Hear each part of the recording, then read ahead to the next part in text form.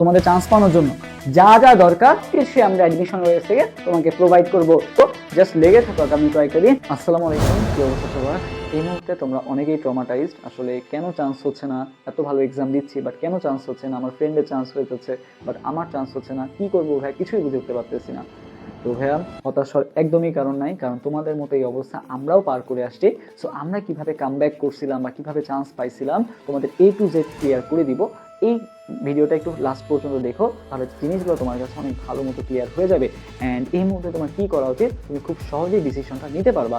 তো শুরু করার আগে একটা ছোট ঘটনা শেয়ার করি, সেটা হচ্ছে দেখো, এই যে কিল্ড বাই গুগল এটা লিখে তুমি যদি একটু ওয়েবসাইটে সার্চ দাও, দেখবা যে একটা তোমার সাইট ওপেন হবে, সেখানে দেখবা যে অনেকগুলো প্রজেক্টের নাম আছে, প্রায় 400+ প্রজেক্ট আর কি। ওকে, এই 400+ যে প্রজেক্টটা আছে এটা হচ্ছে গুগল কর্তৃক যে সকল প্রজেক্ট ফেল হয়েছিল সেগুলাই হচ্ছে ওখানে লিস্টেড করা আছে।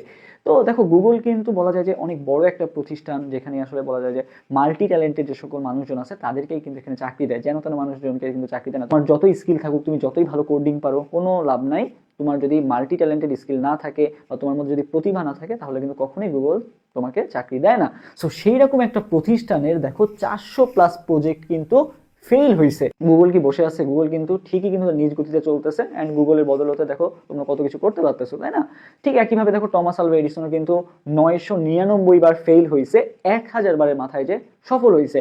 তা সেখানে তুমি আমি অল্প একটু মাত্র 2-3টে এক্সাম দিয়ে যদি হার মেনে নিই, তাহলে কিভাবে আমরা বলো সফলতা দেখতে পারবো?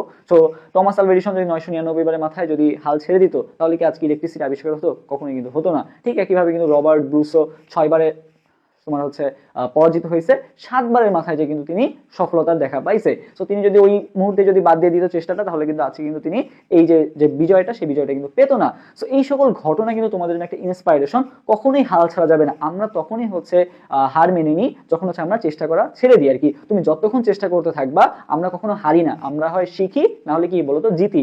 কারণ তুমি যে সকল এই সকল জিনিস এক্সপিরিয়েন্স পাচ্ছ, তুমি কিন্তু এখন বুঝতে পারছো হারে হারে যে জীবনটা আসলে কত কঠিন, যেটা তোমার আসলে বোঝা উচিত ছিল, আগেই বোঝা উচিত ছিল, তাহলে তোমার জন্য এই অ্যাডমিশন পিরিয়ডটা সহজ হতো। বাট এটা আসলে আমরা অ্যাডমিশন সিজনে এসে উপলব্ধি করতে পারি আসলে জীবনটা কত কঠিন।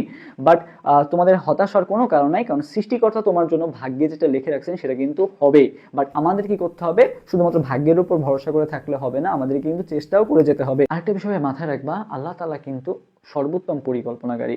সো তোমার জন্য যেটা উত্তম সেটা তোমার সাথে হবেই। ওকে, কি দুনিয়ার কারো ক্ষমতা নাই সেটা থেকে আটকে রাখার। তো তোমার জন্য যেটা মঙ্গলজনক ছিল না সেটা তোমার জন্য হয় নাই, তোমার জন্য হয়তো বা ঢাবি বা জাহাঙ্গীরনগর বা কৃষি বা চট্টগ্রাম এটা তোমার হয়তো বা জন্য সুইটেবল না, নিশ্চয়ই আল্লাহ তাআলা তো জানেনি। সো এই জন্য হয়তো বা হয়নি। সবসময় আল্লাহ তাআলার উপর ভরসা রাখবা, যা হয়েছে আলহামদুলিল্লাহ। মানুষজন পাবলিকে চান্স না পেয়েও কি জীবন শেষ হয়ে যায়? অনেক ভালো কিন্তু কিছু করতে পারতেছে, অনেক কিছু এক্সাম্পল আছে এরকম। সো এটা কোনো ভাবার দরকার নাই যে পাবলিকে পড়লেই জীবনে সবকিছু। হ্যাঁ, পাবলিকে পড়লে তোমার লাইফটা হয়তো বা একটু ইজি হবে, বাট তাই বলে এইটাই যে সব, এমনটা না। তো আল্লাহ তাআলা তোমার ভাগ্যে যেটা লিখে রাখছেন সেটা কিন্তু হবেই, দুনিয়ার কারো ক্ষমতা নাই সেটা চেঞ্জ করার। সো আমরা যেটা করতে পারি, আমাদের কাজ হচ্ছে পরিশ্রম করে যাওয়া এবং আল্লাহ তাআলার উপর ভরসা রাখা। অ্যান্ড আমাদের কিছু বলা যায় যে নিজেদেরও কিছু সংশোধন করতে হবে, বা আমাদের যে সকল বলা যায় যে আমরা সারাদিন ফোন চাপলাম আর বললাম যে হ্যাঁ আমার ভাগ্যে যেটা লেখা আছে সেটা তো হবে, এরকম করলেও কিন্তু আবার হবে না। তো আমাদেরকে কি কি কাজ করতে হবে বা কি কি নিজেদের মধ্যে পরিবর্তন আনা উচিত, যদি আমি এই কয়েকটা দিনে ভালো মতো একটা প্রিপারেশন নিতে চাই। সো ভাই ফার্স্ট অফ অল তোমাকে যেটা করতে হবে, 1 নাম্বার হচ্ছে ভাই কনসিস্টেন্সি মেনটেন করতে হবে। এখন ভাই কনসিস্টেন্সি মানে কি? কনসিস্টেন্সি মানে হচ্ছে ভাই তোমাকে ডেইলি বেসিসে পড়তে হবে। তুমি আজকে 10 ঘন্টা পড়লা, কালকে 1 ঘন্টাও পড়লা না, এরকম বলে কিন্তু হবে না। তোমাকে প্রতিদিন তুমি পড়ো, 8 ঘন্টাই পড়ো, প্রতিদিন পড়ো, এটাই তোমার কাজে দিবে আর কি। ওকে, এন্ড কিভাবে পড়বা বা কোন কোন টপিকগুলো পড়বা, এই রিলেটেড ভিডিও তো আমরা আমাদের অ্যাডমিশন পেজে দিতেই থাকবো, কোনো সমস্যা নেই। আমরা তোমাদেরকে নিজের ছোট ভাইয়ের মতো গাইডলাইন দিব। সো তোমরা জাস্ট আমাদের সাথে থাকো, কানেক্টেড থাকো, যা যা করা দরকার A to Z আমরা সবকিছু তোমাদেরকে বলে দিব আর কি। ওকে, কারণ আমরা এই অবস্থাটা পার করে আসছি। সো বুঝতেই পারতেছি আসলে তোমরা আসলে কতটা বলা যায় মেন্টালি ট্রমাটাইজ। সো কোনো চিন্তা করো না, আমরা সম্পূর্ণ তোমাদেরকে গাইডলাইন দিয়ে দিব। সেকেন্ড যেটা ভাইয়া, কমিটমেন্ট। কমিটমেন্ট জিনিসটা ভাই খুবই গুরুত্বপূর্ণ। আমরা যেটা করি, আমরা কিন্তু অন্যকে অনেক মিথ্যা বলতে পারি, বা হচ্ছে বিভিন্ন জনকে বিভিন্ন মিথ্যা কথা বলে বুঝবাজ দিতে পারি, বাট নিজেকে কিন্তু কখনো আমরা মিথ্যা কথা বলতে পারি না। মানে তুমি যদি নিজেকে নিজে অঙ্গীকারবদ্ধ থাকো যে হ্যাঁ আমি যাই হোক আমি এটা অঙ্গীকার করছি যে আমি এত 10 ঘন্টা করে পড়বো, মানে আমাকে পড়তে হবে, ঠিক আছে?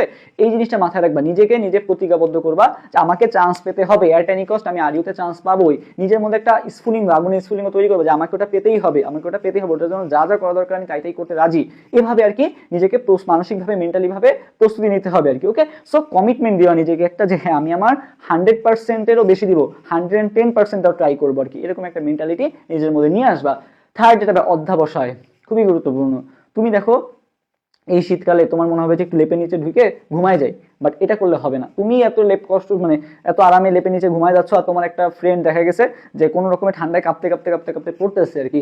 সো তাহলে বলেই দেখো যে মানে তাহলে বুঝেই দেখো যে তার ডেডিকেশন লেভেলটা তোমার ডেডিকেশন লেভেলটা দেখো, নিজেই বুঝতে পারবা যে আসলে কে যোগ্য চান্স পাওয়ার জন্য, তাই না? তবে তার মানে এই না যে তুমি একেবারে ঠান্ডা ঠান্ডা লাগায় পড়বা, এমন না। পরে আবার দেখা গেলো জ্বরটা চলে আসলে এক্সামই দিতে পারলা না। সো শরীরের দিকে অবশ্যই যত্ন নিবা, বাট সেটাকে মানে রেখে যতটুকু পরিমাণে বেস্ট ইফোর্ট দেওয়া যায়, ইফোর্টও তোমার কিন্তু ওই লেভেলে দিতে হবে। ওকে, আচ্ছা 4 নাম্বার যেটা ভাইয়া, লার্ন ফ্রম মিস্টেক। তোমাকে অবশ্যই ভুল থেকে শিক্ষা গ্রহণ করতে হবে। তোমার কি কি ভুল ছিল, আসলে এক একজনের ভুল তো এক এক রকম। তুমি মনে করো যে হয়তো বা টাইম ম্যানেজমেন্ট তোমার ঠিক ছিল না, তুমি হয়তো বা দেখা গেছে যে পারতা অনেক কিছুই, বাট টাইমের কারণে পারো না। এটার কারণ কি তোমার প্র্যাকটিসের অভাব। সো কি কি ভুল আছে, এক একজনের ভুল তো এক একটা, তুমি একটা লিস্ট করবা আর কি, ঠিক আছে? নোট করবা, নোট করে দেখবা যে আসলে এই ভুল আমার হয়েছে, সো এইগুলো আমি কিভাবে করতে পারি, বা আমার যদি মনে হচ্ছে না আমি সমাধান করতে পারতেছি না, তুমি আমাদের হেল্প নিতে পারলা, অথবা তোমার কোনো ভাই থাকলে তার কাছে বললা যে ভাই আমি আসলে এই প্রবলেমে আছি, এখন আমি কি করতে পারি। এখন তো চ্যাট জিপিটি তোমাকে সলিউশন দিয়ে দিতে পারবে।